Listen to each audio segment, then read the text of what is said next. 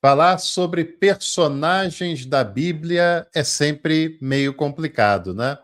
Principalmente aqueles lá do passado, como Abraão, por exemplo. Mas vamos pensar sobre isso. Então separa aí o seu café, que a teologia é por nossa conta.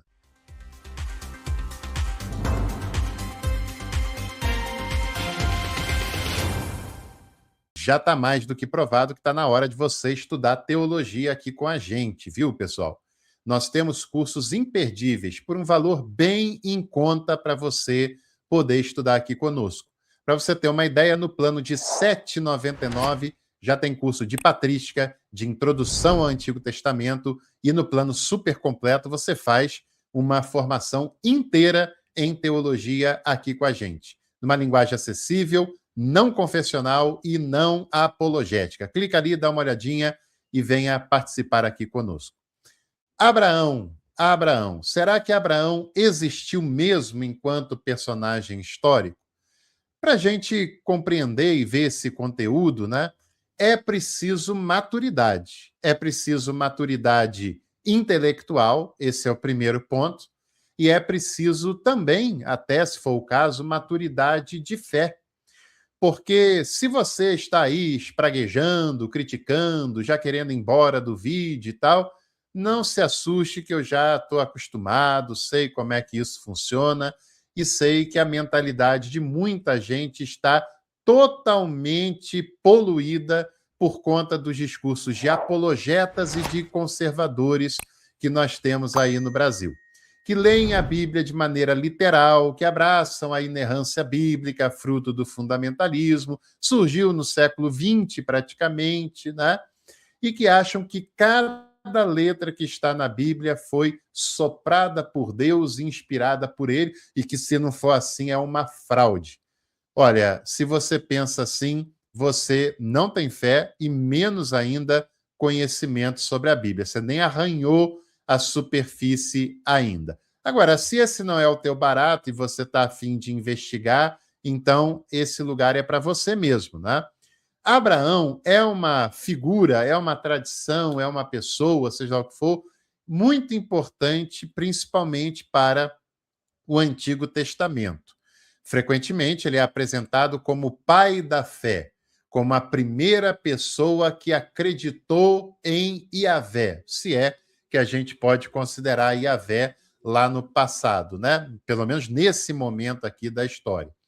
E na visão tradicional, Abraão era um caldeu, alguém que vivia lá na Caldeia, na região da Mesopotâmia, essa civilização incrível, onde muitas coisas que nós usamos até hoje foi inventada, como a escrita, por exemplo, né? E que num determinado momento Abraão ouviu um chamado divino em Ur dos Caldeus para ele ir para uma terra prometida. Bom, divindade se apresentando para alguém naquela época deveria ter todo dia, porque em cada esquina tinha uma divindade, em cada povo tinha um grupo de divindades, né? E Abraão, então, teria obedecido, foi lá para a chamada Terra Prometida, a terra de Canaã, e lá ele teve 2 filhos. Um filho com a sua mulher Sara, que foi Isaque, o filho da promessa, e outro, Esaú, que foi o filho da criada, né, de Agar.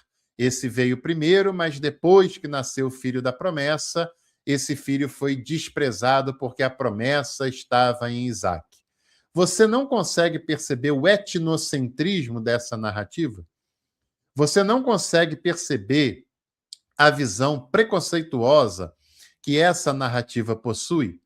É claro que essa narrativa, ela é uma narrativa para justificar o seu próprio povo, porque o seu povo, mesmo que a regra da época era primogenitura, mesmo que a regra da época era a concubina como filho legítimo, né, o que nascesse dessa relação, mesmo que a regra fosse essa, o filho que é o precursor do seu povo é que é o da promessa, é que é aquele que Deus prometeu.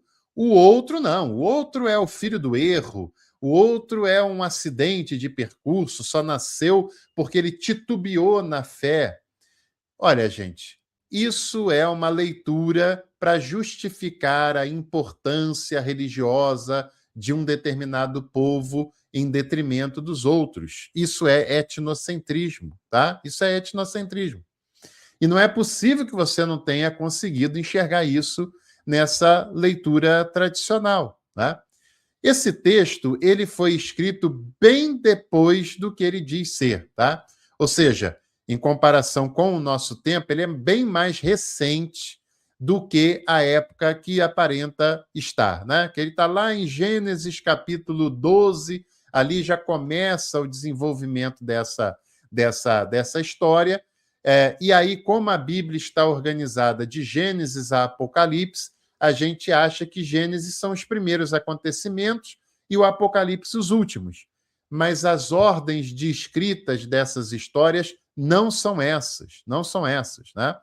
Tem ali uma leitura da cosmogonia, que é escrito bem depois na cultura daquele povo lá dos israelitas, e a história de Abraão também é muito mais recente do que parece ter sido lá nas origens de tudo, tá? Não é assim que a coisa funciona, não é tão linear quanto nos é apresentado, tá? Provavelmente esse texto é pós-exílico e é construído justamente para justificar a proeminência desse povo em detrimento de outros povos, para tentar provar a importância do povo que dali veio em detrimento aos demais.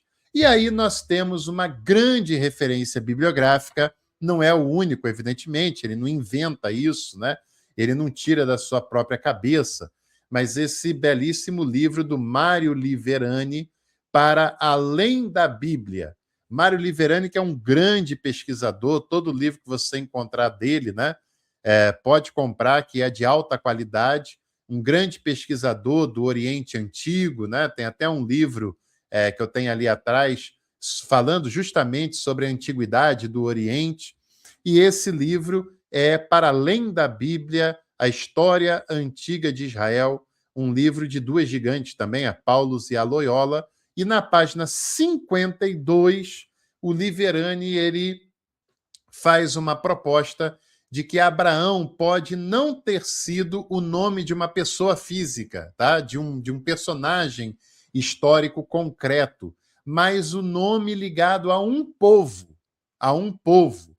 Ave, ou Abi, no hebraico, é pai, né? E Raham é um povo, o povo Raham, o povo chamado posteriormente do povo abraamita. Então, Abraão é o pai dos Rahams, o originário dos Rahams, o início desse povo Raham. Então, na verdade, segundo a proposta do Liverani e de outros exegetas e historiadores também, Abraão não é o nome de uma pessoa em si, mas está tentando mostrar a origem de um povo que depois, por conta até desse próprio nome, é chamado de povo abraamita.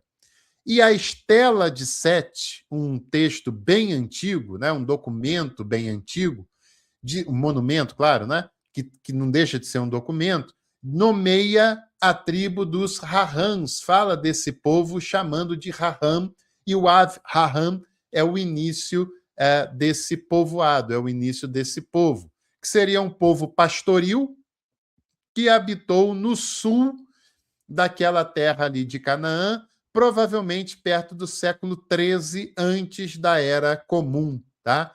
Então, quando o texto fala sobre o Abraão, seria um apontamento ao início da história desse povo que habitava no sul.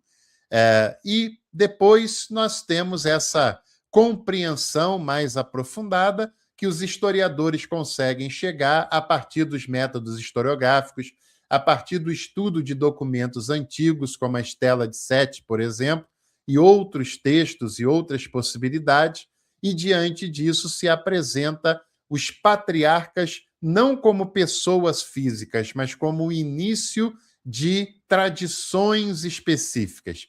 A tradição representada por Abraão, depois a tradição representada por Isaac e a tradição representada por Jacó, que inclusive são tradições de lugares diferentes e de momentos históricos diferentes e não necessariamente de pessoas físicas que um é pai, o outro é filho, o outro é neto, e não é bem assim que a coisa funciona. A história dos abraamitas é o início de uma tradição que depois, mais à frente, será usada como a justificativa de um povo escolhido, de um povo proeminente, de um povo que lá na terra de Canaã tem direitos e tem privilégios em detrimento dos demais, porque estariam lá desde o início, mas aquela terra também nunca é uniforme. Tem povos no sul, tem povos no centro, tem povos no norte, e por aí a conversa vai. Então, se você quer aprofundar mais essas questões historiográficas, está aqui uma boa referência de Mário Liverani, Para Além da Bíblia, História Antiga de Israel, das editoras Paulus e Loyola, e eu vou deixar o link aqui embaixo também na tela, caso você queira conhecer mais de perto. Não se esqueça de deixar o seu like, de se inscrever aqui no canal e aproveite que está acabando para hypar esse vídeo também, que é muito importante. Em breve a gente se encontra para mais um Café com Teologia. Até lá!